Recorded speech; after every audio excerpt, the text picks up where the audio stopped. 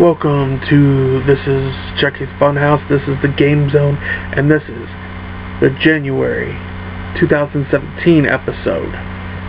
We got some stuff to talk about. Some of it's current news, some of it's news I haven't got to yet. We haven't done an episode of the Game Zone in a little while, so this is now going to go from, the Game Zone is going to go from being a weekly thing so it's going to be a monthly thing. So every month I'm going to give my thoughts, opinions on video game related stuff. So first off I want to talk about is the return of beat-em-ups. Now for those of you that are unaware what a beat-em-up is, beat-em-ups are like Double Dragon, Streets of Rage, Golden Axe. Beat-em-ups is where you have 1 to 2 people on screen going across, just beating people up, throwing them around, using weapons, power-ups. Recently, back in August, we had Retro Island Revenge, which was a Dead Island beat-em-up-esque, which was actually pretty fun. It only cost $4 on Xbox One. You've had the Power Rangers game that got released about 2 days ago. I haven't played it yet. I've heard mixed reviews on it, good and bad, but it's based off the original Power Rangers TV show. It's a beat 'em up. Double Dragon 4 is releasing at the end of the month on PS4 and on Steam. I have Steam, but I don't have PS4, but I might need a controller for that. So I might have to get a controller. Maybe I can. I'm not really sure how to record videos off the PC yet, so that's something. But I've really noticed in the last 5 years, beat-em-ups coming back. They're really big in the 90s.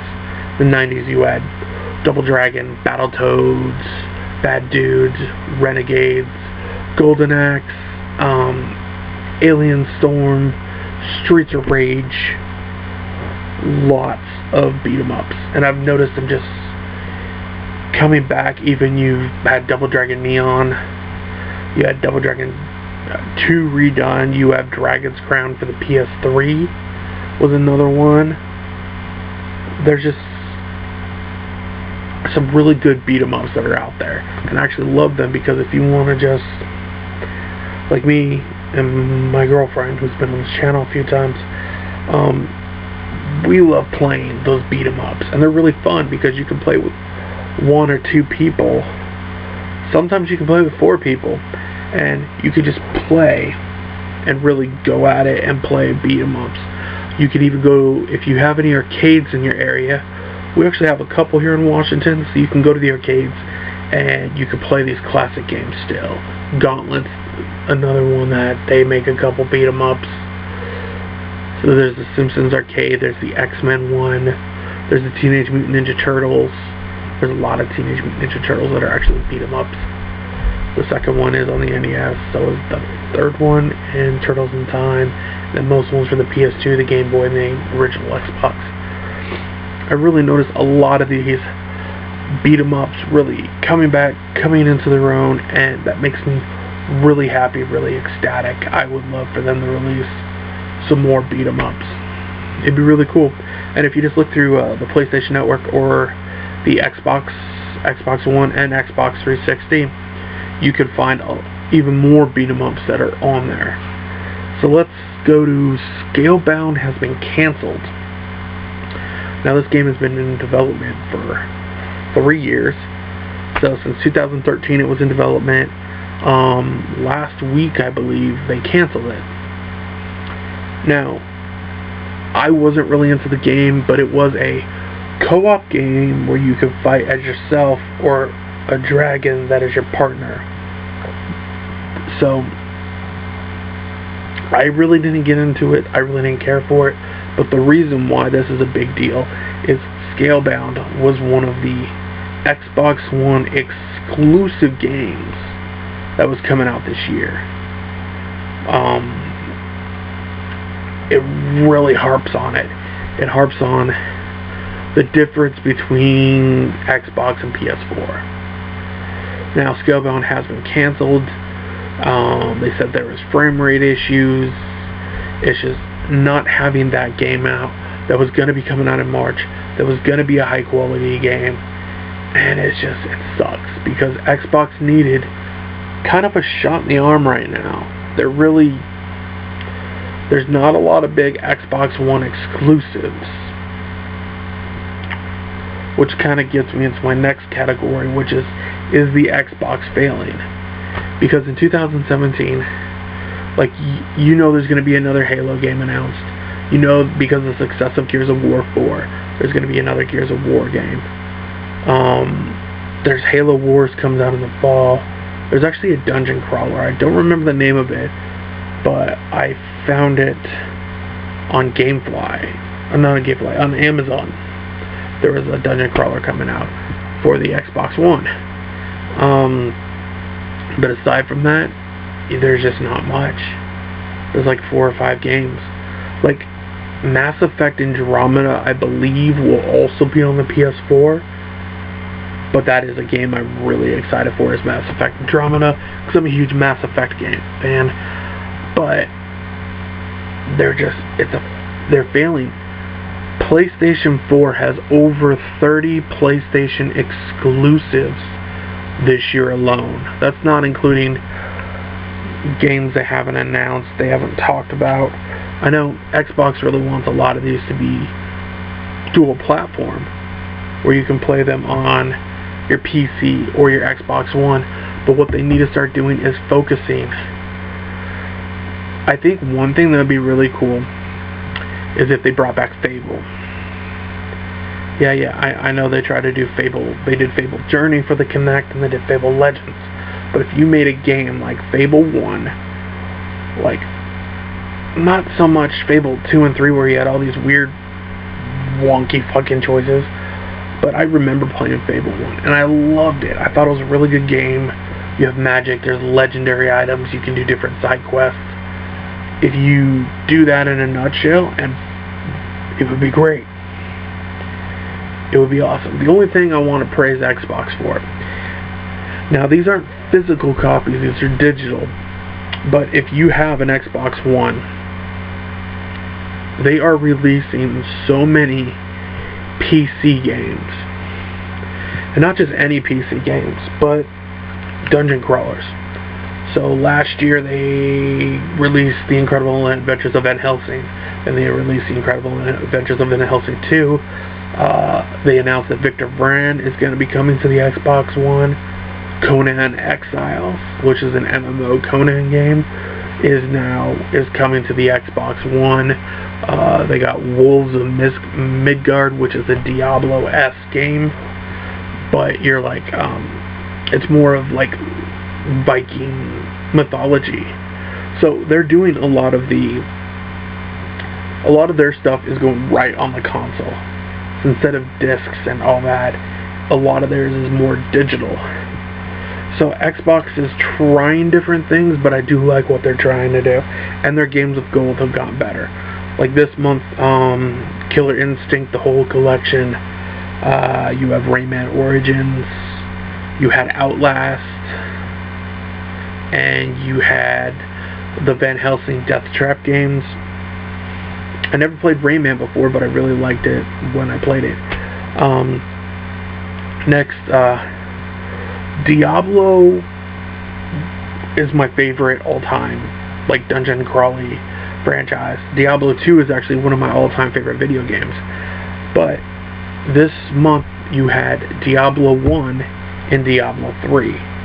So let's take you back to BlizzCon, which took place in November, where they announced that Diablo 1, part of Diablo 1 will be playable in Diablo 3, because it's been 20 years since Diablo came out.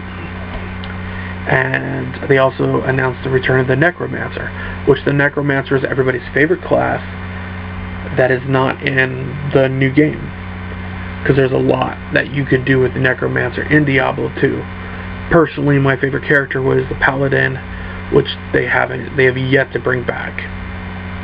The Paladin or the Druid, because the Druid you could turn into like werebears, werewolves, really cool shit.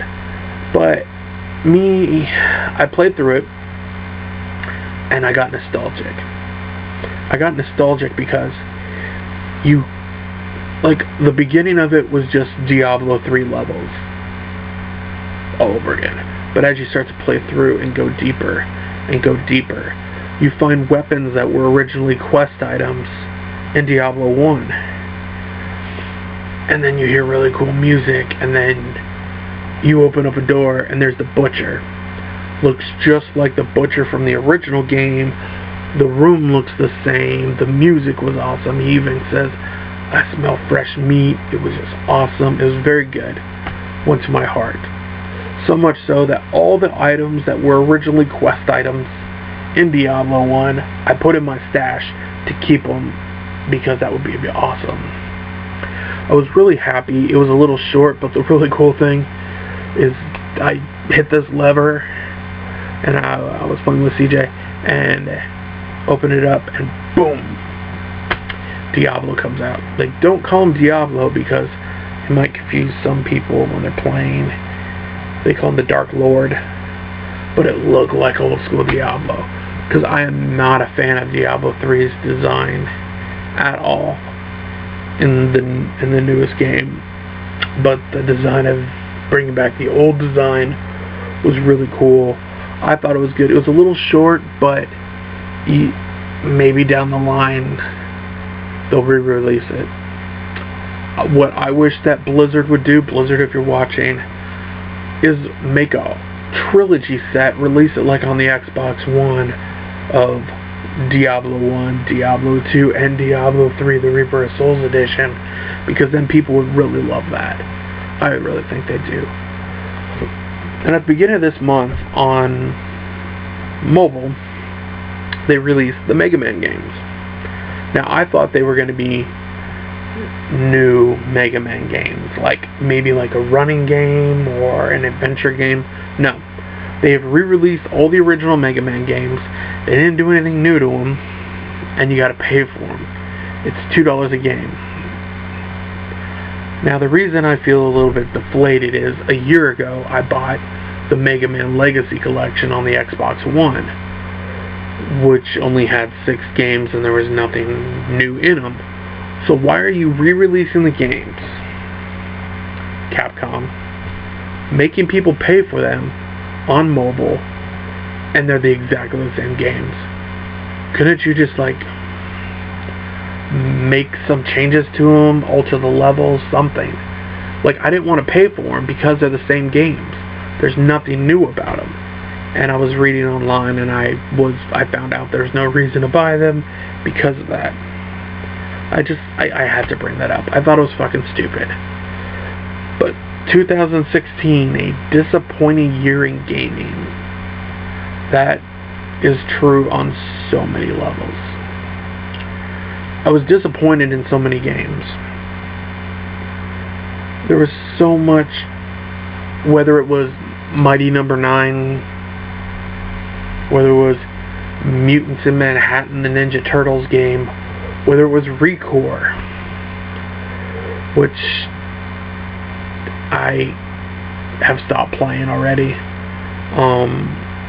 whether it was Final Fantasy 15, whether it was WWE 2K17. It was just one of those years where bad game after bad game, games that didn't live up to the hype.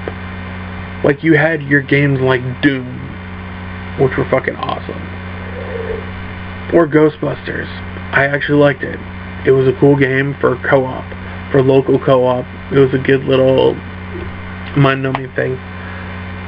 But there's so many games that they didn't live up to anything at all. This 2016 was bad games and remasters. There were so many remasters. There was the Skyrim remastered. There was the Dead Rising remastered. There was the Assassin's Creed remastered. There was the BioShock collection. There was the Marvel Ultimate Alliance collection. Basically, it was remasters and not very good games. And I know I might be leaving out the PS4, but I don't own a PS4, so it's kind of hard for me to exclaim about a PS4 if I don't have one. So my thoughts were, I hope 2017 is a better year for gaming, because last year I was severely disappointed. That is the one year I've played more retro games than I have in the past. I'm gonna do a little remembrance. Remembering Gauntlet. Gauntlet, to me, is by far one of the best experiences. Let me take you back. The year was 1990, and I was about 5 years old. Because up until that point, I played a lot of Atari, and I've gone over to people's houses to play NES games. Because we lived in an area where my sister was friends with this chick named Trish.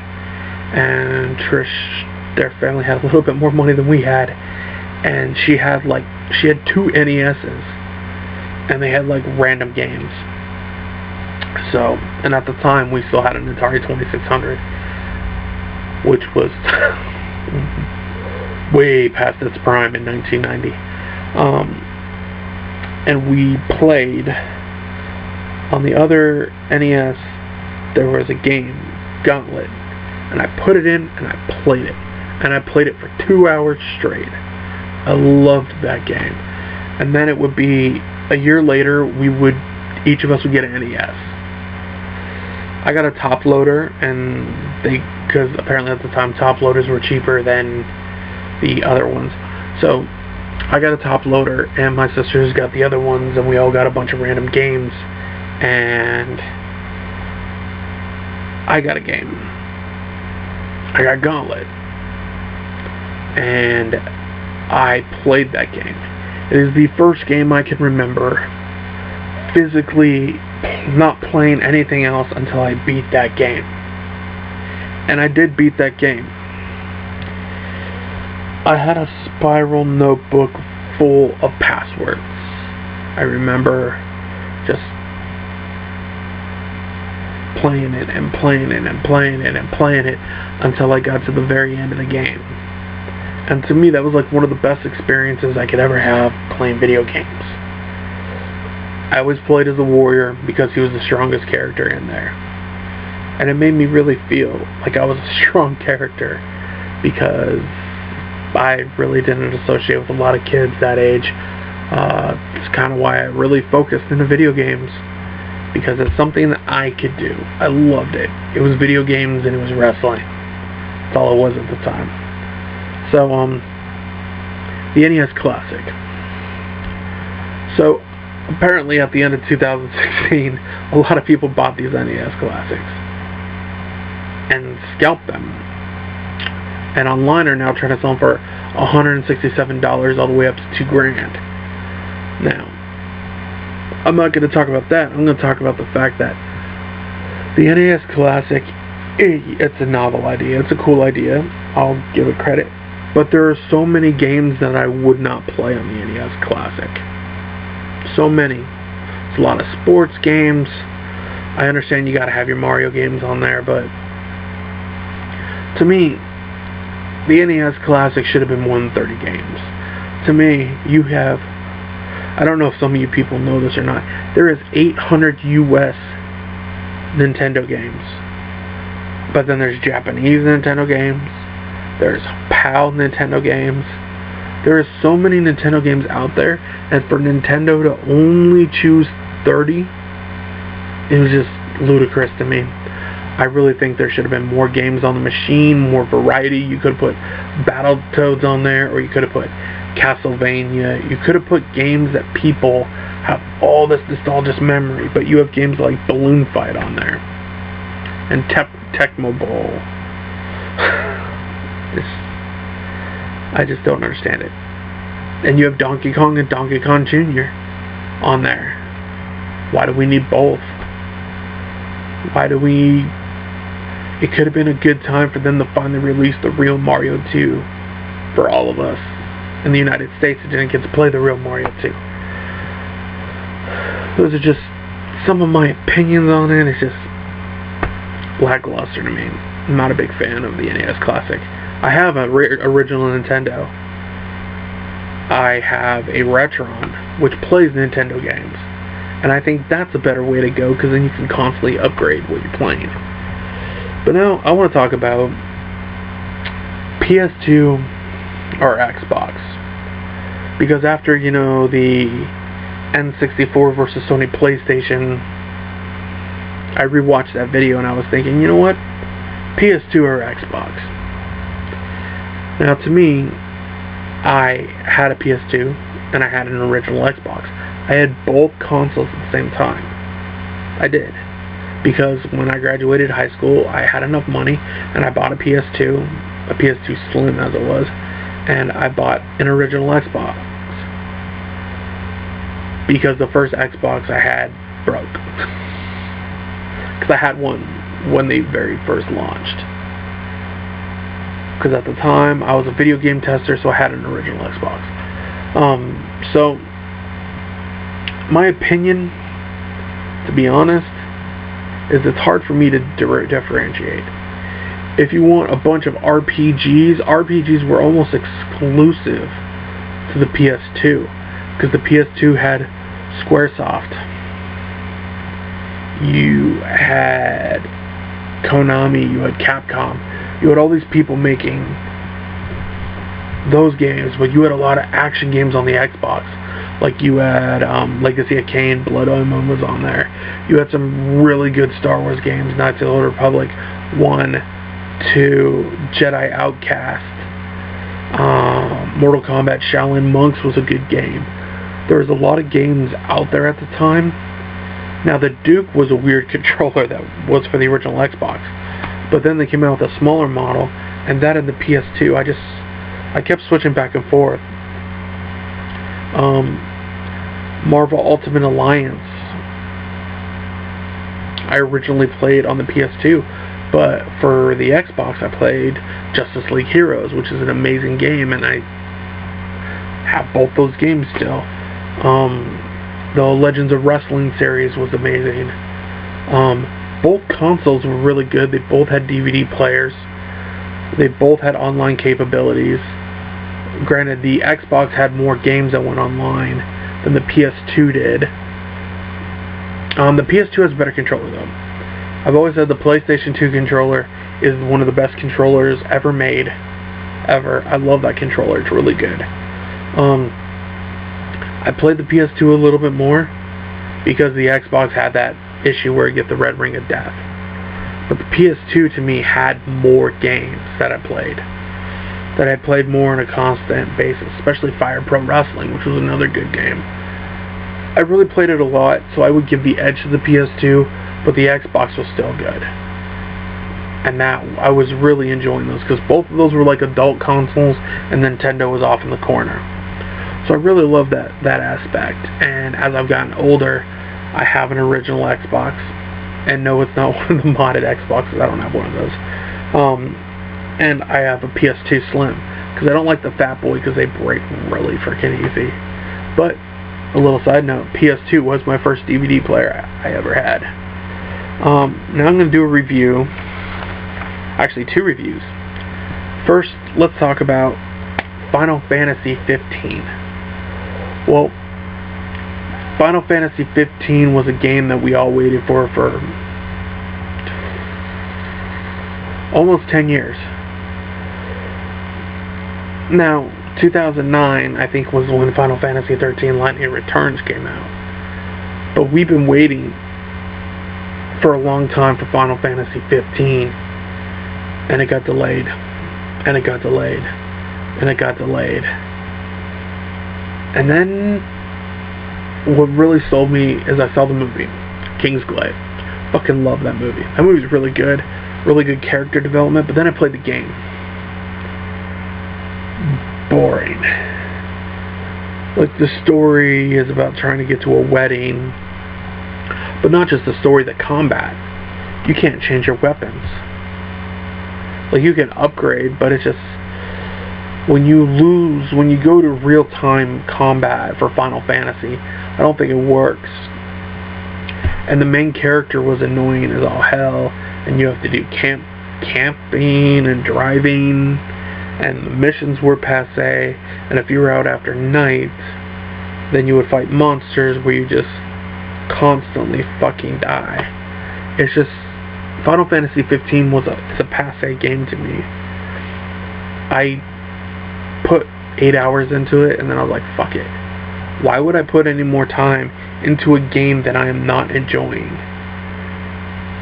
It's not really that good. It sucks when you wait so long for a game and then it does not deliver, and that to me is what Final Fantasy 15 was.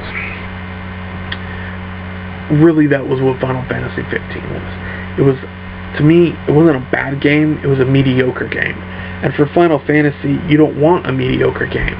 You want games that are going to knock your socks off. But in order to get that, you got to go back. I think to like the PS1 era, the Final Fantasy games, because when it hit the PS2, you had Final Fantasy X, which was annoying. You had Final Fantasy XI, which was kind of crap. 12 was horrible. I fucking hated that game. And then you had 13, and you had 13-2, and then you had Lightning Returns, and they all were bad games. And it's just the way it goes. But now let's talk about ReCore. Now, unlike everybody else, I was not excited for ReCore. And then I should have listened to my gut. But instead I looked at the back and it said, from the makers of the Metroid franchise. And Metroid is one of my favorite franchises overall. When it comes to old school gaming, I love Metroid. Metroid 1, Metroid 2, Return of Samus, Super Metroid. I consider that a really good trilogy right there. But you play the game,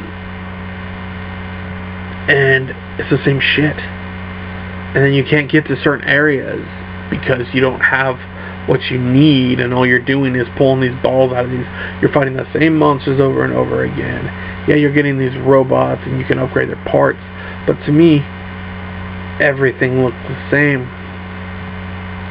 Everything. Nothing's different. There's no new gameplay mechanics. Like, once you unlock your gun abilities, there's nothing more. The boss battles aren't that interesting. I played about 10-15 hours into this game, and then I just was like, why am I playing this still? There's nothing redeemable about ReCore.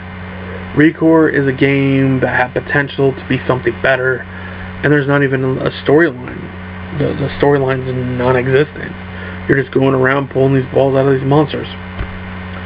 Nothing really good. It's just, not to like end on a sour note, but it's just, I was hoping ReCore was going to be a good game. Really hoping it was going to be a good game, but instead it wasn't. So this has been the Game Zone, and I will see you all again next month when I talk about some more gaming news. We'll see what comes up, see if anything new drops, and I'll see you all in February for another episode of the Game Zone.